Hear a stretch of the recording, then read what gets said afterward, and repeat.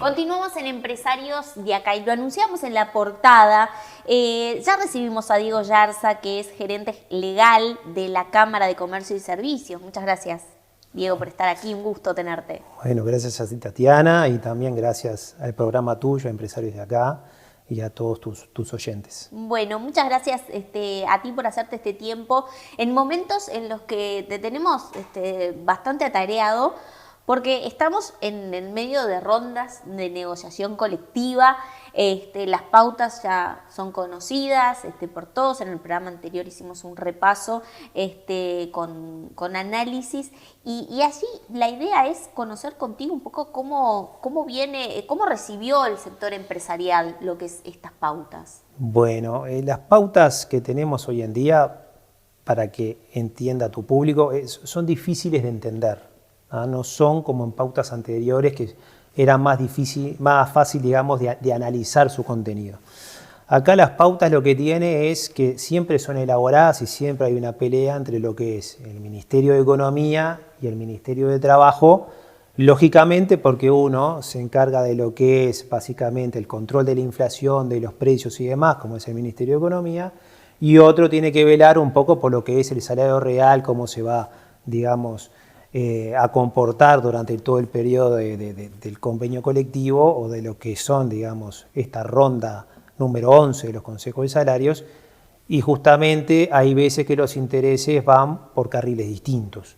Entonces, desde ese punto de vista, trataron de armar unos lineamientos para esta ronda que son lineamientos que, digamos, trae conceptos nuevos en materia macroeconómica, y también en materia salarial, que es, digamos, la competencia más del Ministerio de Trabajo, trae ciertos niveles o franjas salariales con unos aumentos nominales que en el fondo plantean un crecimiento del salario real dependiendo de cada franja en la que esté el trabajador, ¿no? Dependiendo de eso.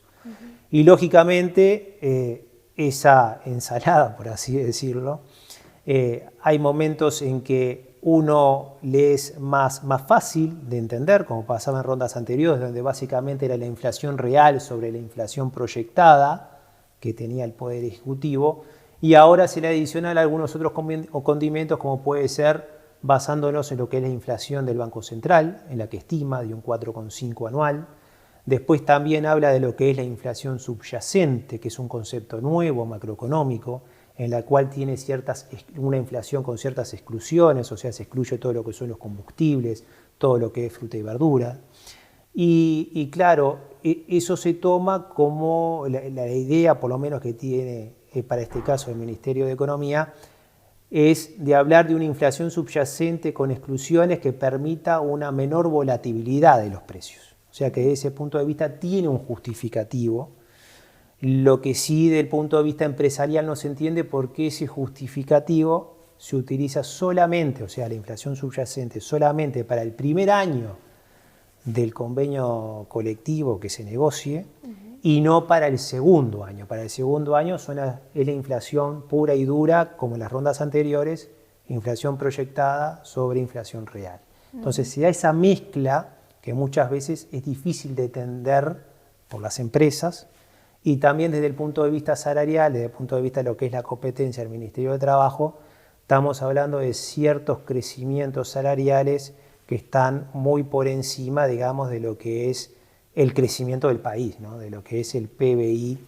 Y también dentro del PBI tenemos que distinguir, porque nosotros tenemos por lo menos ciertas estimaciones entre un 2, 1,5 de lo que puede ser el crecimiento del Uruguay para los próximos años del PBI, pero si uno saca de lo que es netamente la soja y saca lo que es, digamos, la celulosa, de lo que es ese 2 o 1,5 que se proyecta de PBI, netamente del sector privado te queda un 0,3, un 0,4%, o sea, es muy poco lo que se va a generar de PBI por el sector privado en estos próximos años, y estamos pensando en crecimiento de salario real, digamos, que en el nivel 1 excede el 4% y en el nivel 2 está alrededor de un 2%. Entonces, es un poco, digamos, por lo menos desde nuestro punto de vista, los lineamientos son no son del todo claros y que tampoco, digamos, vemos que acompasa demasiado la realidad económica del país. Allí refiriéndote puntualmente al 0,4 o 0,5% de comercio y servicios, ¿no? Porque digo, la parte de ahorro la genera el privado. También, claro, no, pero estoy hablando del sector privado en general, Ajá. porque, digamos, uno sacando, el PBI nuestro se compone principalmente por lo que es materia de UPM o lo que son, digamos, Monte de Plata, lo que es el tema celulosa, que es lo que trae, digamos, más crecimiento para el país en materia de PBI, y también algunos productos como puede ser el tema de la soja, que está muy de auge. Pero después lo que te queda fuera de eso, digamos, es muy poco y es básicamente donde se centra el sector privado. No estoy hablando solo del comercio y servicios, estoy hablando en general. Y lógico, si eso lo comparás con crecimientos mayores a un 4 o alrededor de un 2, como pasa en ciertos niveles salariales que se manejan en estas pautas, bueno, lógicamente estamos pretendiendo o augureando ciertos niveles de crecimiento muy superiores a lo que la economía marca. Y allí digo, ¿qué explicaciones, si es que las hay, dieron las autoridades con respecto a, por ejemplo, esa diferenciación, ¿no?, entre el primer año de la franja, digamos, a 4,5 y después hacerlo en un segundo año con la inflación ya con no con proyección, sino con la efectivamente que esté vigente, ¿no?, en ese momento, en ese segundo año? Sí, eso es algo que nosotros pedimos las explicaciones en el Consejo Superior Tripartito. No es algo que el Ministerio de Economía nos haya dado una explicación al respecto del justificativo del por qué. Sí nos dio el justificativo de la creación, digamos, o de la utilización, mejor dicho, de lo que es la inflación subyacente. Teóricamente, al generar menos volatilidad, uno no está en contra de eso, está bien que se utilice como índice. Pero digo, si genera menos volatilidad, entonces, ¿por qué no lo utilizamos para los 2 años del convenio, ¿no? O de esta ronda? Eso es lo que aún no tenemos una respuesta, porque si es menos volátil es mejor. Entonces, ¿por qué utilizamos durante un año un índice menos volátil y durante el segundo año un índice más volátil que el otro? No lo sé. Y allí, por ejemplo, ¿no? Porque me imagino de que esto, obviamente que están negociando todas las semanas, tú tienes actividad, por ejemplo, por negociación colectiva, tienes que seguramente ir al ministerio, estar empapado de muchos asuntos así y allí, y de mucho de lo que a veces se menciona y no se hace mucho hincapié es en la posibilidad de las empresas de los descuelgues, ¿no? ¿Esto se da, este mecanismo, habitualmente? Muchos alertan de que es muy difícil poder llegar a ese punto. ¿Qué pasa en los hechos? Bueno, ahí déjame hacer una apreciación. Generalmente los lineamientos del Poder Ejecutivo son una base. Para los sindicatos es un piso, o lo toman como un piso, y para el empresariado generalmente es un techo.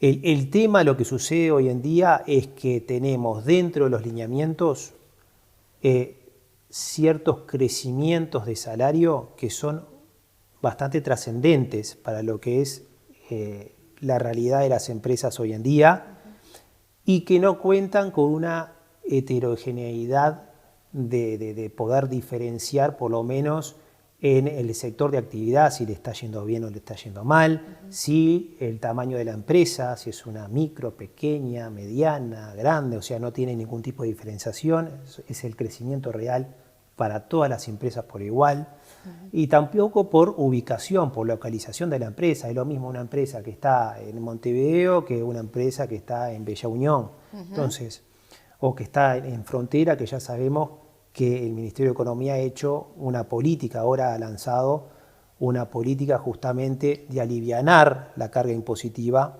y tributaria sobre las empresas que están hoy en día teniendo una diferencia cambiaria muy importante con Brasil y que lamentablemente esa diferencia, digamos, esa diferenciación que hace el Ministerio de Economía con estas pautas que está alargando para esas empresas, digamos, no contempla la parte salarial.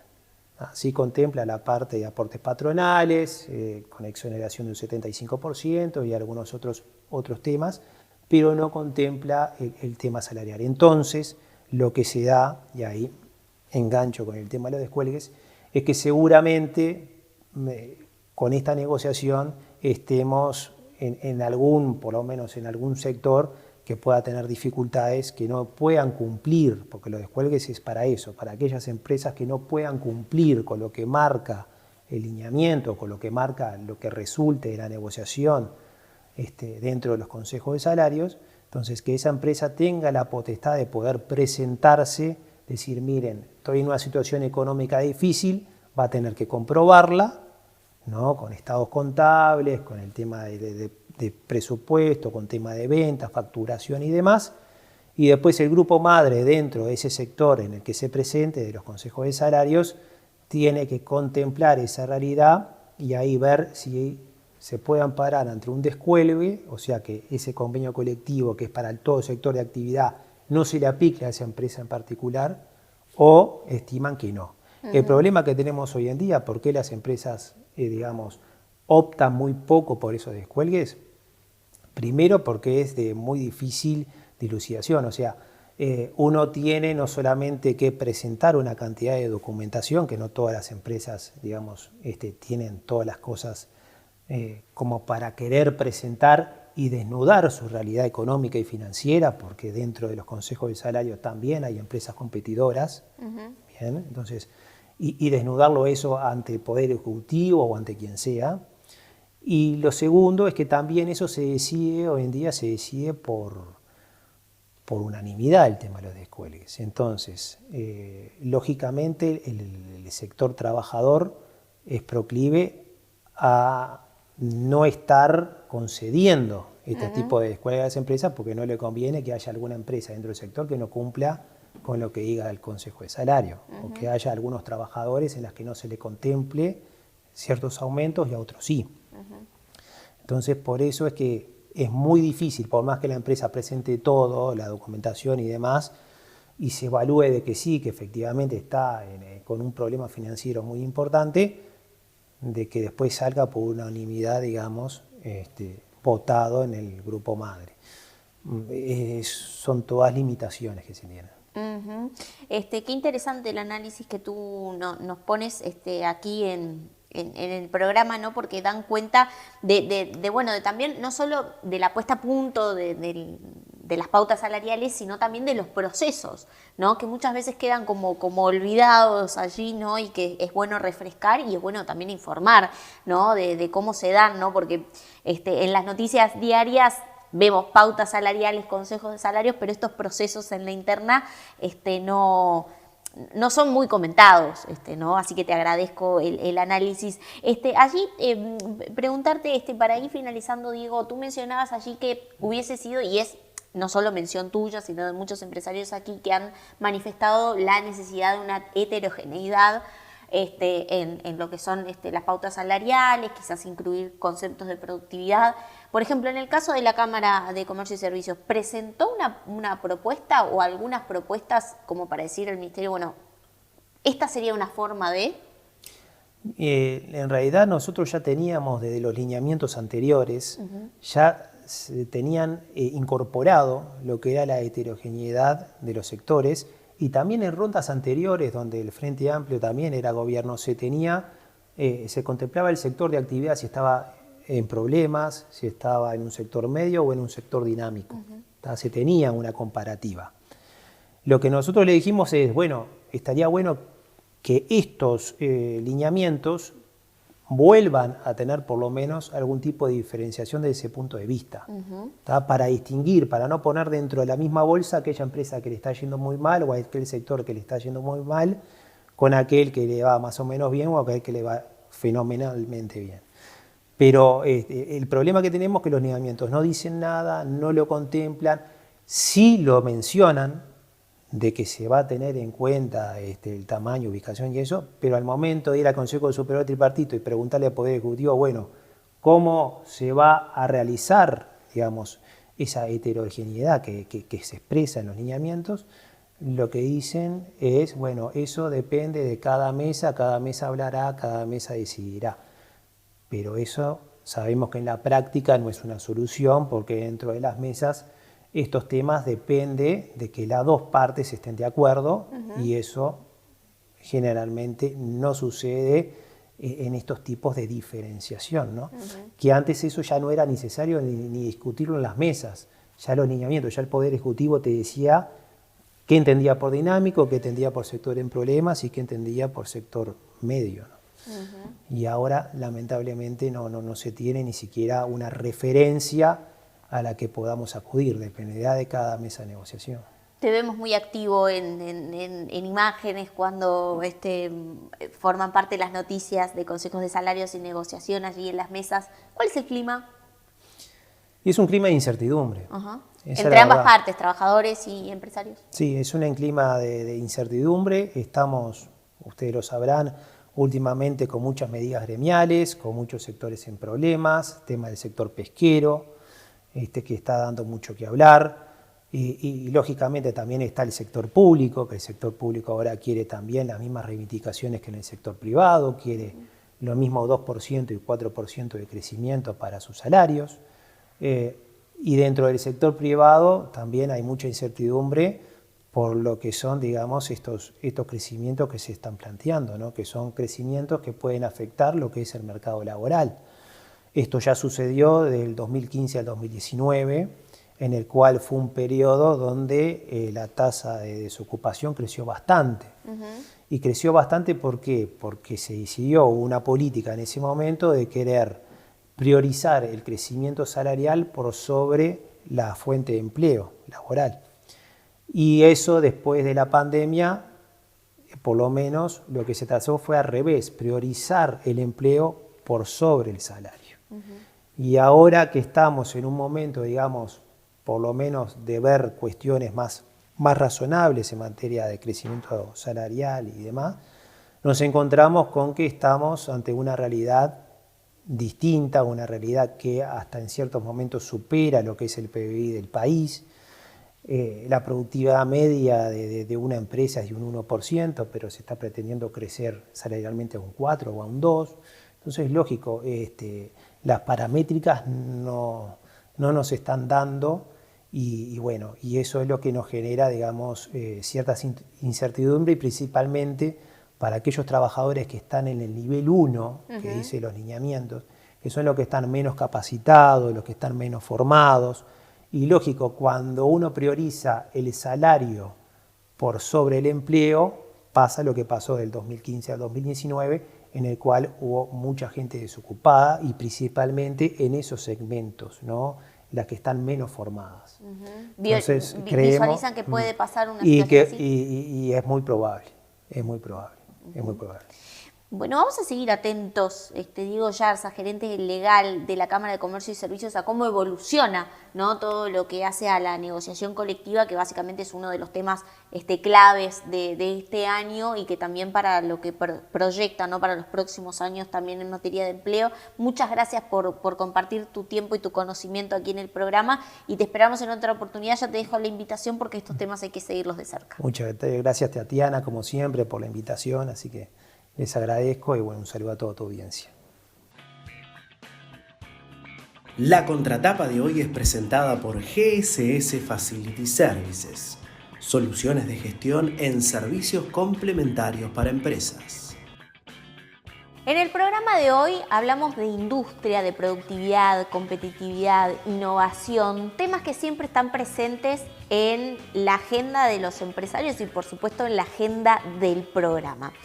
En ambas notas que tuvimos en la jornada de hoy hubo un punto de coincidencia interesante como para marcar en esta contratapa, que es a propósito de los salarios, que en el entender de los empresarios y de actores del sector empresarial tienen que ir acompañados por productividad y también para lo que es específicamente, por ejemplo, las pautas salariales, acompañados de una heterogeneidad que marque diferenciaciones entre tipos de empresas y la situación, por ejemplo, financiera de cada una de ellas. De estos temas, entre otros, hablamos en el programa de empresarios de acá de hoy y yo los espero a que, como todos los viernes a las 21 horas, nos reencontremos por la pantalla de NSTV y también en nuestro canal en YouTube, para seguir poniendo aquí en primera plana los temas que importan en la voz de los empresarios.